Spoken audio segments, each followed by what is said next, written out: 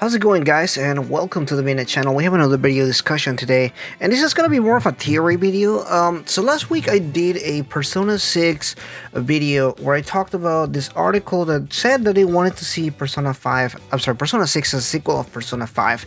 I personally said I did not want that, and I really didn't want any more Persona 5 content, I still stand firm by that. But a lot of people seem to be on the opposite side. Well, they would like to see more Persona 5 content, but not particularly as Persona 6. So today we're just gonna do a discussion video here, not just discussion but also theory, like what would I like to see personally as a sequel to Persona 5 Strikers and Persona 5 Royal. What exactly would I like to see, and where could they take the story possibly from here on?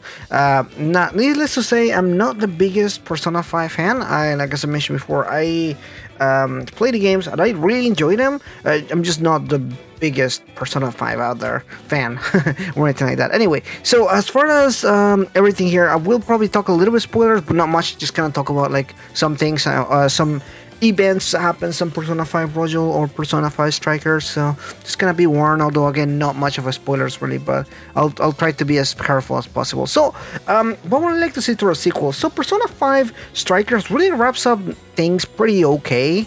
I don't think necessarily sets up anything big or anything like that, but it definitely leaves up open-ended for a sequel. Now Persona 5 Royal, on the other hand, leaves some things really unanswered and really leaves things more open-ended as far as like, hey, these characters could come back, especially Kechi. Now Kechi is a character that a lot of people really like. I particularly don't have any qualms with him, but I don't really like him too much. He's just one of those characters that I'm not really attached to. Now I know I'm probably the only person here, because I did an Akechi video and there's a lot of Akechi fans, a lot of people that want to see Akechi come back and everything in some kind of form. Now the ending of Persona 5 Royal does leave that very open-ended as far as like, hey, he could come back, but he might as well not come back either way. I personally don't really care much for him, and if he comes back, it'll be just okay. It wouldn't be like when they did in Persona 4 Arena Ultimax, where they actually bring back Adachi, and that was like a big thing on that game. So I don't know if I'm gonna feel the same way about it, but I will be fine if they return that character. Now other characters, Kasumi for example, Maruki, or the two new characters, Senkachi and Sophie from Persona 5 Strikers, I will be totally really on board if they bring all of them back. Now, if you know, in Persona 5 Royal, Kasumi was never really a Phantom Thief.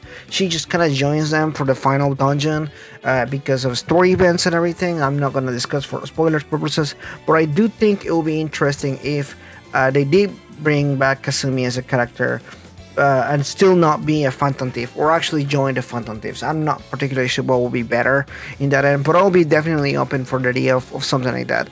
It will make a lot of sense if they did that as well. Maruki is a really interesting character, very flawed, but also very deep in story and everything. He will be a character I personally want to see come back. The same with Sankechi, because his story is so connected to the Phantom Thieves, being a cop and like being this part of like this task force and everything, but at the same time being a Phantom Thief and everything. It does have a different layer to other characters that we never seen in Persona 5, and I think him coming back, he also has such a good chemistry with the rest of the Phantom Thieves, being an adult and all that. So having somebody like Maruki, which is on a different end, and him, and both of them be part of the Phantom Thieves, will be very interesting. I will be actually very interested to see if they could do something with both characters interacting with each other or something like that. They're adults, but they have very different mindsets and very different life stories, and I think it will be interesting to see a clash between the two characters because of their personalities. I think that it will be really interesting to see them interact and everything. Story wise, I don't know where they could take the story, to be honest with you, and I don't want to get too fanfic over here, like, oh, this character goes here or anything like that. But personally, I think Striker took it to the really high level, a national level, going around Japan and all that stuff, which, by the way, to me, that was the best part of the game. Although I don't necessarily think the story of Strikers is very stellar or anything like that, I did like the idea of them traveling to different jails around the city or around the different cities in Japan, and that actually made a lot of sense story-wise. But it's also really fun to explore different cities and everything like that. My next thought will be to have this go worldwide. You know, just go around different cities around the world. Go to Rome. Go to London, go to New York, you know, like big cities, something like that. But also, I'm like, if you think it globally, you also have to think of the ramifications of this onto the next Persona 6 game. And I don't know if that will be something that they want to do, because if you get too big, Persona 6 will have to be an even bigger game.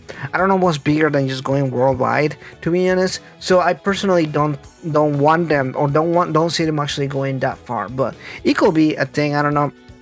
Personally, I think I don't really want to see that happening. I think it would be cool if they actually go back to the drawing board and kind of connect the national storyline that they have going on with Persona 4 Ultimax, because there is a lot of the same plot points as far as like the government knowing about Persona users, the government actually suspecting other Persona users and kind of investigating them and everything. I don't know if you guys know the storyline of Persona 4 Ultimax, but literally that part of the story is exactly the same in Persona 4 Ultimax. Like the government has an agency that checks those kind of events. They hire Naoto to do an investigation of the Persona 3 team because they're actually working with the government to have like like keep an eye on like Persona related shadowy related events and that kind of stuff. So actually really cool storyline that doesn't go anywhere on the arena games, and I feel like if they could connect those two storylines in Persona 5 Strikers and in Persona 4 Ultimax, it would make a lot of sense. It actually will be one of the best things they could do for the rest of the series, because I love that and I feel like it will make a lot of people happy. I don't think I'm the only one. But anyway, that's pretty much my things as far as like what I would like to see. I don't necessarily want them to go too deep in the rabbit hole of some storylines. I know there's still like the Persona 3 storyline with Elizabeth and everything. And if you want to go back, even Persona 1 and 2 storylines that they could like attach to it, I don't really want them to go all the way there. But it would be cool to see the Persona 1 and 2 cast, like legitimately will be one of the coolest things, like super hype or something like that. But anyway, that's my opinion, that's my thoughts here. Let me know in the comments down below your thoughts and opinions about all this. What do you want to see from them if they do eventually do another sequel to these games and everything? What do you personally want to see from them? Let me know in the comments down below if you want to see a sequel to Persona 5 Royal and Persona 5 Strikers, and what you want to see happening on that particular game. Thank you so much for watching this, guys. Like and subscribe. We're hitting 5,000 subscribers, and I am really happy for that. I never thought I was gonna get that number as soon as I did, and I'm really excited and happy for the support that you guys have given me. And I do have some more things coming up in this channel pertaining to all that. Thanks so much for watching this, guys. Again, and I'll see you guys in the next one. Bye bye. But before we end this video, I want to thank all the members: Miko, Another Fox, Demicro, H2DK, King Narukami 45, Ethan McNeil, and Rising Oblivion. Thank you so much, guys, for your support. I couldn't make these videos without your help.